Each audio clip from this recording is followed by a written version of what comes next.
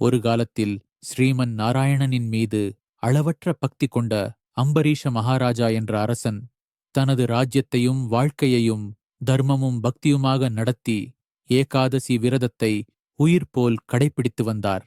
அந்த புனித நாளில் துர்வாச மகாமுனி அவரது அரண்மனைக்கு வர மிக்க மரியாதையுடன் உபசரித்த அம்பரீஷன் முனிவர் ஸ்நானம் செய்து திரும்புவதாகச் சொல்லிச் சென்றதால் துவாதசி நேரம் முடிவடையப் போகும் தருணத்தில் தர்ம ஆலோசனையின்படி ஒரு துளி துளசி தீர்த்தம் மட்டும் அருந்தினார்.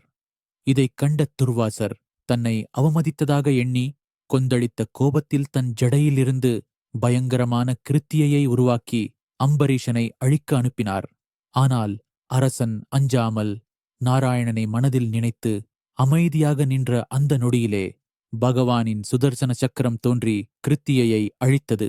அப்போது உலகம் உணர்ந்த மாபெரும் உண்மை ஒன்றே: அகங்காரத்தை விட பக்தி வலிமையானது, கோபத்தை விட தர்மம் உயர்ந்தது, மற்றும் பகவான் எப்போதும் தன் உண்மையான பக்தரின் பக்கமே நிற்பார்.